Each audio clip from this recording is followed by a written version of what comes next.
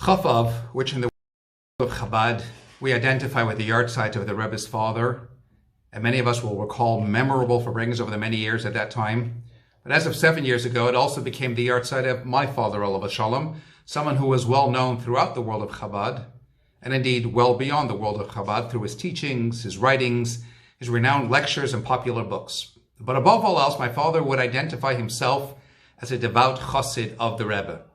Indeed, it was the Rebbe who identified the chushim, the skill sets, if you will, the talents and potential within my father, and looked to nurture that every step of the way. So I want to share with you some interactions the Rebbe had with my father as relayed to me by him, or as became evident from certain correspondence to the Rebbe which he had with my father, and my understanding of broader life lessons that we can all glean from there. Let's consider first the early years. Pretty much from the very first Shabbos that my father came to Lubavitch, the Rebbe insisted of him at every Shabbos farbrengen that he should say L'chaim. The first time that happened, my father became somewhat immediately unpopular. Well, what happened? The Rebbe told him, Zog L'chaim, say L'chaim. And my father replied in whatever little Yiddish he knew, mostly German, Nein, a dank, ich gleich es nicht. No, thank you. I don't like this stuff. So the Rebbe left him alone, but you could well imagine the looks of everybody else around. How dare you say no to the Rebbe? Suddenly somebody handed a filled cup and put it in my father's hands, and of course my father said, L'chaim, taking a sip, and then owing to his particular dislike of alcohol, he grimaced, and the Rebbe smiled and said, he'll already get used to this. In my father's words, well, the alcohol part of it never materialized with him, although I've often argued it passed on through him into me, his son. Albeit that maybe the Rebbe was also referring to getting used to the Rebbe demanding of him to say L'chaim, as happened, as I said, many a time thereafter as well. And my father, being my father, decided that rather than being bothered every week by the Rebbe to say L'chaim, he'd figure out other ways to outsmart the Rebbe and avoid having to do so. So one Shabbos, the Rebbe called him by name and asked, No, Hashem gesagt L'chaim, did you already say L'chaim? My father said no. And the Rebbe asked, Favos nicht, why not? So my father replied, Ich hab noch nicht gemacht Kiddush, I didn't make Kiddush yet. And one can't eat or drink before Kiddush. Smart move. But you can't outsmart the Rebbe. So the Rebbe instructed him then and there to get up on the table and make Kiddush. In my father's words, he had never really made Kiddush in his life. He always ever heard it from somebody else and fulfilled his obligation that way. And you know, in Chabad, the Kiddush is somewhat different. We start from a different verse, from Al Kain. But the way my father grew up, it was more in the Ashkenazi style of V'shamru b'nei Yisrael, the whole thing out loud. And his mind went blank and he panicked. But how long could you stand there already? You know, every second seems like eternity. So he started to do it the way he knew it, with his thick Yekish pronunciation. V'shamru b'nei Yisrael, as a Shabbos, la saus, as a Shabbos, etc. It was something that was alien and unusual in a Chabad setting, and the Rebbe was literally laughing. And when my father finished, the Rebbe said, "No, is noch halsa misnagid, davon haben Kiddush b'makam soda." He's still a misnagid. He'll still want some food immediately after his Kiddush, and the Rebbe then proceeded to take a bunch of cake and hand it to him in a napkin. On yet another occasion, my father decided to hide behind a beam at the farbrengen. You know, he figures if the Rebbe doesn't see him, then the Rebbe cannot call on him to say L'chaim. So that's what he did. Now, it was the custom that whenever the Rebbe would say a mimer, a Hasidic discourse at a farbrengen, of course, that's a deep transcendental experience. There was also always a special introductory song known as the mimer niggin. And towards the end of the song, the Rebbe would close his eyes, the song would finish, and the Rebbe would go immediately into this mimer, this Hasidic discourse. So when the song was going into this wind down phase and the Rebbe's eyes were already closed at this stage, my father said, now it's safe to come out of hiding from behind the beam, so at least catch a glimpse of the Rebbe during the mimer, right? That's what my father thought. Albeit that when he did come from behind the beam and the Rebbe's eyes were closed, suddenly the Rebbe opened his eyes, looked straight at my father, called him by name and said, Zog L'chaim, say L'chaim, and then instructed that they start this mimer song, this mimer niggin once more. And here's the point. In the Rebbe-Chassid relationship, the Rebbe is always demanding of us. Not more than we can handle, but certainly identifying with us more than perhaps we do. Identifying within us what we are capable of. And as the Rebbe pointed out many times, what we are capable of is on account of the strengths that God himself gives us. such that if God gives us the wherewithal to do certain things, then he can certainly give us the ability to do yet more things as well, if so required. So in life, when duty calls, you do what you have to do. You can come up with whatever excuses you want, but you'll be pulled up on those excuses. I didn't make Kiddush, so make Kiddush. You can look up behind whatever beams, but plain and simply put, you can run, but you can never really hide. After all, didn't God find Adam hiding behind a tree in the Garden of Eden? The Rebbe found my father hiding behind a beam in 770. And they'll find you too. So you might as well get on with the job. Don't run from the task at hand. Embrace it. Don't deny the world the gift that is you. Share yourself and your talents with the world. That's, after all, why you are here in the first instance. You know, there are exchanges with my father in sometimes complex Jewish philosophical concepts that he had in letters with the Rebbe, some of which I have and which I've gone through. And I find my father raising sometimes points from Rambam, Maimonides' Guide for the Perplexed, other such like works, and the Rebbe patiently replying with seamless Hasidic approach, highlighting how there's no contradiction per se on all aspects of God, divinity, free choice, etc. And these exchanges, that's what drew my father in, and that's what captured his keen mind into a very deep appreciation for Hasidism, or more precisely, Hasidus Chabad. When the Rebbe identified my father's unique writing ability, he sought to use a metaphor, squeeze as many drops of fine oil out of the olive as possible. By way of example, the first book that my father ever wrote was the Baal Shem Tov. I mean, there was a series of articles that my father wrote on the Baal Shem Tov for publication, and eventually this took the form of a book. As a result of which, the Rebbe then encouraged my father to write other books, and what became essentially an initial one-off trial later became an incessant challenge and demand all through his life. Again, if you have it in you, you have to use it always.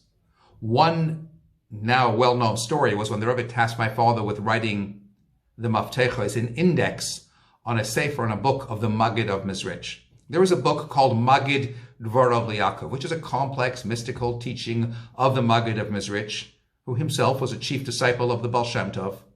And in one Yechidus, one private audience, the Rebbe instructed my father to write the index on the book. Now, an index is, of course, a list of words or phrases and associated pointers to where useful material relating to that heading can be found elsewhere in the book, and the headings will include names of people and places and events and concepts. You have to thoroughly grasp the content of the book in order to do that properly.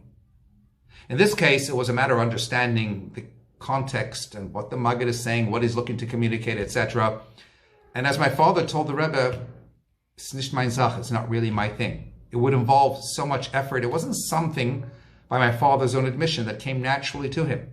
So he kept pushing it off. And after that, each time my father wrote a letter to the Rebbe about altogether different matters, the Rebbe would include in his reply a reference asking what's doing with the Mafteches, this index. Similarly, each time he was in a Yechidus, another private audience with the Rebbe, the same matter would come up. So finally, in one instance, my father said to the Rebbe, if it's really my thing, if there's somehow some special connection between myself and this task, such that it is my responsibility, then I'll hire someone from my own money to do the job, so it still remains connected to me. And the Rebbe ignored that suggestion and again just asked each time, what's doing with the Mafteches, with the index? Mafteches.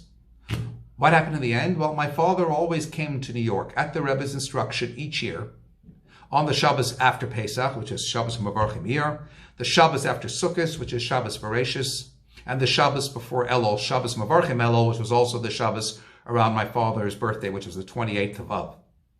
Each time he would come into New York, he would send a note into the Rebbe to say he's here, to ask for a bracha, whatever it was. 1978.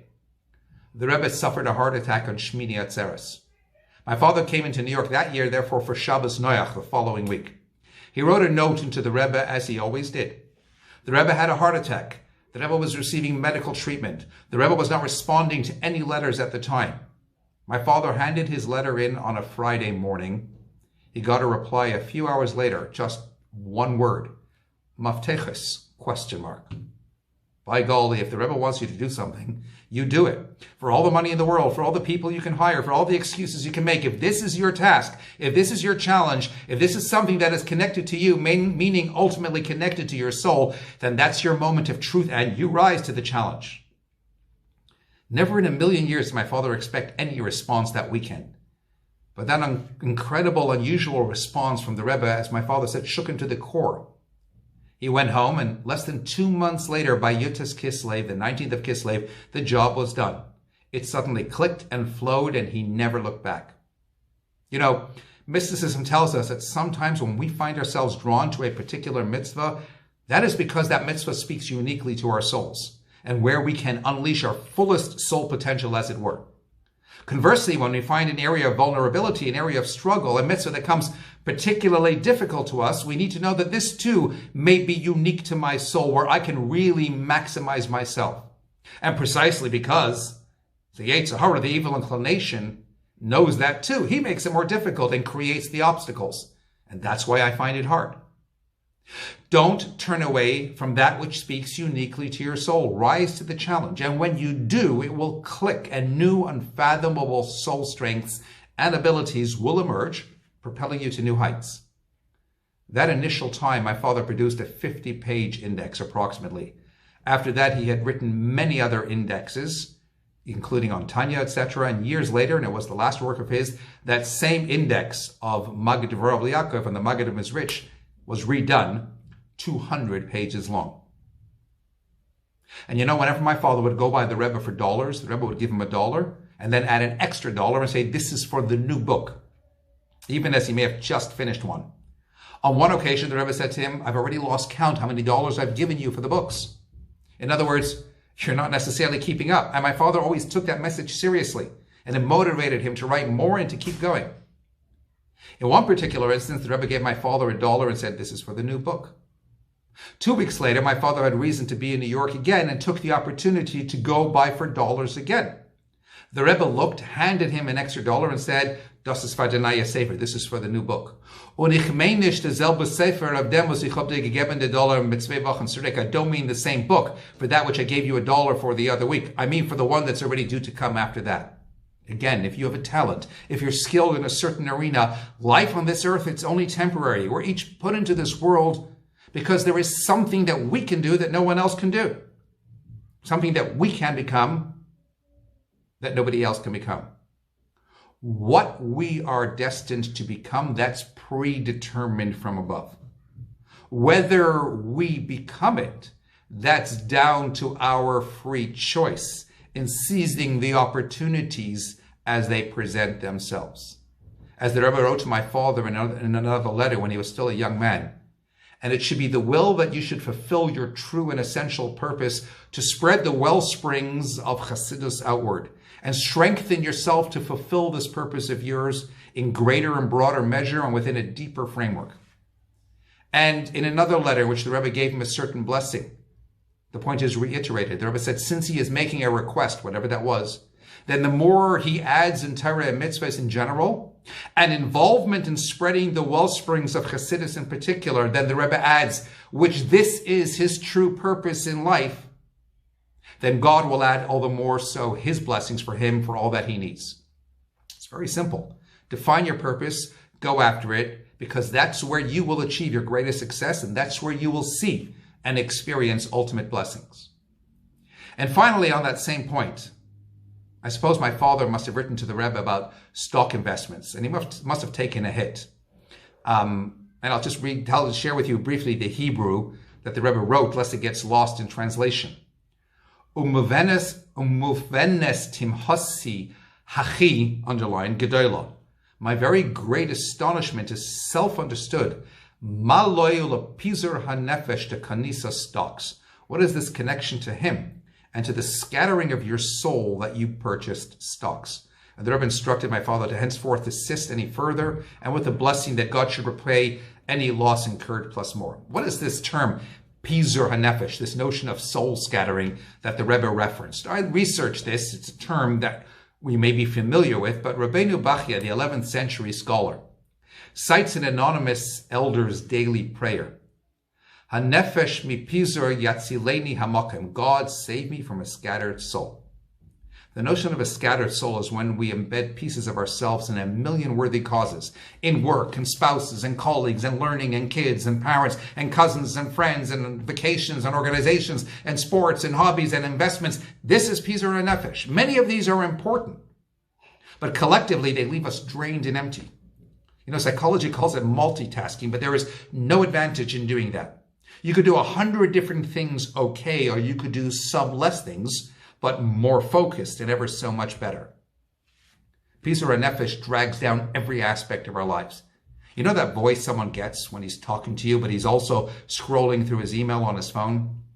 The longer than expected pauses, the repeating of the last words you said, while his conscious mind catches up with his subconscious. It's not just when we're checking email either. We hold too many goals in our minds. Pizur hanefesh means we have trouble sticking with projects and fulfilling commitments. And pizur hanefesh fuels stress levels with pressure from deadlines and concerns in too many diverse areas. So it invades and undermines our spiritual and personal existence. The Rebbe is telling my father, this is not your thing. You can dabble in stocks, but it'll distract you from what you should really be doing and what you could really be doing well. And my father took this as his cue to not get involved in any business ventures. And just to avoid that altogether, determine your tafkid, keep your focus. Lastly, and to be sure I could go on for hours, 3 short anecdotes with their own lessons as my father relayed them to me. My father would be those who would translate certain letters for the Rebbe, especially those written in Dutch and I believe German in the earlier years. And after a while of doing this, my father would sometimes read a letter and decide for himself, you know what, this is a trivial bit, not as relevant for the Rebbe, and this bit maybe is a bit more relevant, so he would start choosing to edit in his translation. But the Rebbe picked up on this and instructed my father that every word in detail of the letter be included in the translation, because while something might appear to be irrelevant to my father, sometimes from the Rebbe's perspective, there is as much contained in the nuance and innuendo than what is written in the actual text.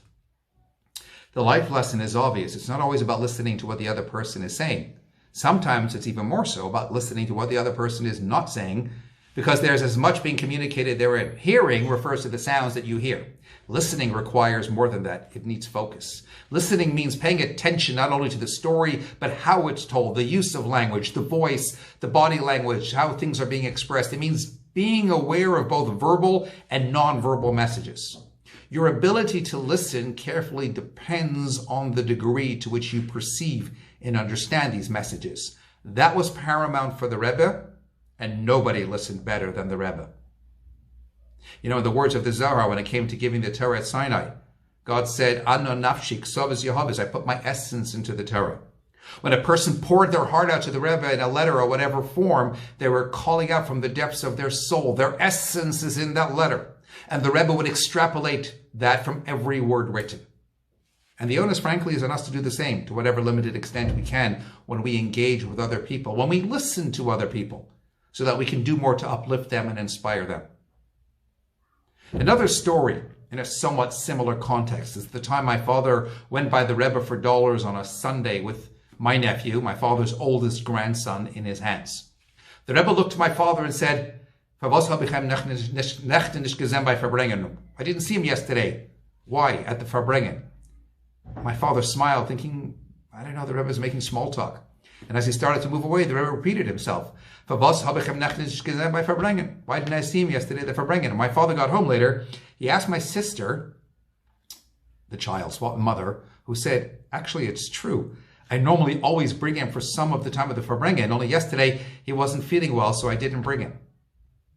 Think about this. 5,000 people, 2,000 people, even just many hundreds. And there's the one little kid. And the Rebbe sees him and knows when he is there and knows when he's not there. Can you imagine what an important life lesson we can all learn from that? You walk into shul on a Shabbos morning and there's a couple of 100 people there, maybe only a few dozen. In fact, maybe just a minyan. There are always those you make a point of greeting. And then there's always those who you don't talk to. You don't speak to. Unless they're sitting in your seat. And you barely otherwise just know that they exist. If they were not there 1 week, you wouldn't necessarily be the wiser, and yet the Rebbe is, well, the Rebbe. And he's leading and he's speaking for hours on end, but still he sees and he knows who is in the room and who is not, regardless of the size of the crowd. We need to all be Rebbes to others, just to be aware of them, to acknowledge them, to say good Shabbos to them, just as you would do to others. Sometimes you have no idea what that does for their esteem, for their soul. And finally, this last story. In the earlier years, my father said he didn't at first understand 99% of the Farbrengens. It's Yiddish interdispersed with Hebrew and Aramaic. His native tongue again was Swiss and German. But as he said, he always enjoyed the Farbrengens. He felt uplifted by them. He felt a bond developing at these Farbrengens between himself and the Rebbe. And so there was this one time when the Rebbe was coming into the Farbrengen, and those of us who had the merit of being in the Rebbe's presence also bore witness sometimes to the very serious look on the Rebbe when carrying the burden of the world literally on his shoulders. This was one such occasion. My father said it was obvious the Rebbe was burdened with something, and that, my father said, immediately impacted my mood as well. And at one point during the Farbrengen, the Rebbe was looking in a completely different direction, answering l'chaim to people, when suddenly the Rebbe swung his head around sharply towards my father's direction, called him by name, and as we've heard already earlier, he said to him, Zog l'chaim, say l'chaim, unvert besimcha, be happy. And then the Rebbe added, because if you are happy, then I will be happy. And then the Rebbe added further, and if I can't affect you, how am I going to affect myself? So my father picked up his cup and he said l'chaim, and the Rebbe retorted, no. You don't have to do me any favors. And then the Rebbe continued and said, Chadakov, Rabbi Chadakov was the Rebbe's personal secretary and my father's uncle. And the Rebbe said, Chadakov, Vuda de Chadakov, where is Chadakov? You can't influence your nephew that he should be happy? Which tickled my father when he heard that, and he burst out laughing. At which point the Rebbe then looked at him and said, okay, now say l'chaim. So I once asked my father for an understanding of those words. What does the Rebbe mean when he said to my father, if I can't affect you, how can I affect myself? My father explained to me how on some level we are all interconnected and we impact one another regardless of who we are. Sometimes you need to touch someone else in order to unleash something within your own self. You know, we've all been through the experience. You could be feeling down, and you nevertheless go out of your way to do something good for somebody else, which in turn reverberates back on you. The Mishnah in Pirkei Avos and Ethics of the Father says, one mitzvah begets another. On one level, of course, if I do a good deed, it invariably impacts positively on me, such that I'll be inclined to do another good deed. But on another level, as Hasidism explains, when you do a good deed, you draw down a certain lofty energy into the world, which can touch someone on the other side of the world, and they'll suddenly have this impulse to go out and do something good as well. And I think both points come into play over here when the Rebbe said to my father, you're down, you're feeling down because I'm feeling heavy. You then be happy and that will make me happy. It works both ways. So sometimes when you're feeling miserable and you can't get yourself to be happy, don't revert into your own shell. Don't let what happens to you define how you happen for someone else. Someone didn't smile your way today. They didn't give you a hug. They didn't show you attention. Meanwhile, there's somebody else out there who needs that hug, that smile, that extra attention. Go out there and make someone else happy, because you're guaranteed it will come back on you and impact you positively. You know, when stories become known, it's not just to make us smile at the story. It's every bit and even more so that we can be inspired from the stories, learn life lessons from the stories, and each in our own way thereby make them as if it were our story. And actually on that note, I want to finish with one more. My father, as I said, in the early years, loved to go to Farbrengens, etc. And on one particular occasion, he had a cousin or some sort that had moved into the general vicinity. And so he decided to go visit this cousin, this distant cousin, whatever it was. And when he came into the house, he encountered what was a rarity to see in many homes in those days, one very big black box that you can turn on and switch channels. And my father sat there kind of enamored for the better part of an hour watching this show on that big black box.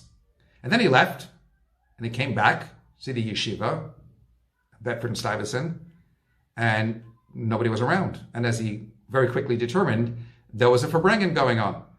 And he was very disturbed, didn't want to miss a Farbrengen. So he rushed and rushed and rushed to get to the Farbrengen. He never wanted to miss a Farbrengen. It was a surprise Farbrengen. And he came to the Farbrengen in 770, and he managed to still get in. Farbrengen wasn't yet over, and he stood in his place. And at a certain point, sure enough, the Rebbe looked to him, called him by name, and told him to say L'chaim. And then the Rebbe added, "Nu, as me geht vu metanish gain and me cooked of dem was metanish cooking is best as zogen L'chaim." If you're going to go where you shouldn't really go and look at that which you shouldn't really look at, you're better off saying L'chaim. So what does that story tell me? That the Rebbe had incredible Ruach HaKodesh, that the Rebbe had unique spiritual sensitivity. Well, on one level, absolutely so. But it tells me something more than that as well. That the Rebbe had incredible Avas Yisrael. We know that. The Rebbe's Avas Yisrael was so unique and extraordinary that he felt intrinsically bound with all of his Hasidim, with all Jews. And it's a reality when two people are really deeply connected. When one is in a certain place and sometimes in trouble or whatever else besides, the other can sense it, however many miles away. I've had this experience with my own mother, bless her, soll sie sein gesund und stark, where I was very unwell in Los Angeles when I was studying in yeshiva, and I hadn't told her, but she woke up in the middle of the night and told my father something is wrong with Yitzchak. That was the Rebbe's connection with all of his Hasidim and with all of Klal Yisrael. My father was miles away, being where he was and looking at something, as the Rebbe said, that maybe he shouldn't have been looking at. And the Rebbe was aware, sensitively, spiritually attuned to that because of his incredible Avos Yisrael.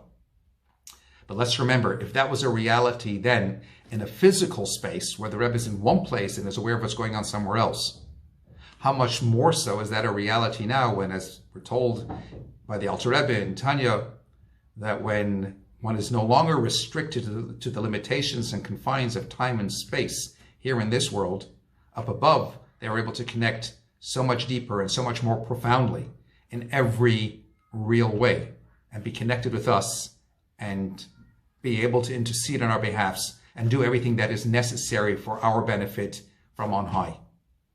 So it is my fervent wish, as this is about the Rebbe and the author of the Rebbe and my father, that in respect of my father's yahrzeit, that he should continue to be Meilus Yesher, to be a protective omen and intercede in a good to better for the benefit of all of his family, all of us children, his wife, my mother, children, grandchildren, great-grandchildren, and the many, many others whom he influenced throughout the world and he connected with in his own personal way. And certainly that the Rebbe continues to intercede on our behalf, and especially in this particularly challenging time in which we are currently living, that the Rebbe beseech from on high to finally put pay to all of the struggle and all of the pain, and that we are finally able to take these lessons to heart that we've discussed. Merit blessings in your lives, only goodness, only successes, and indeed that we should collectively merit the ultimate blessing of the coming of Mashiach speedily. Amen.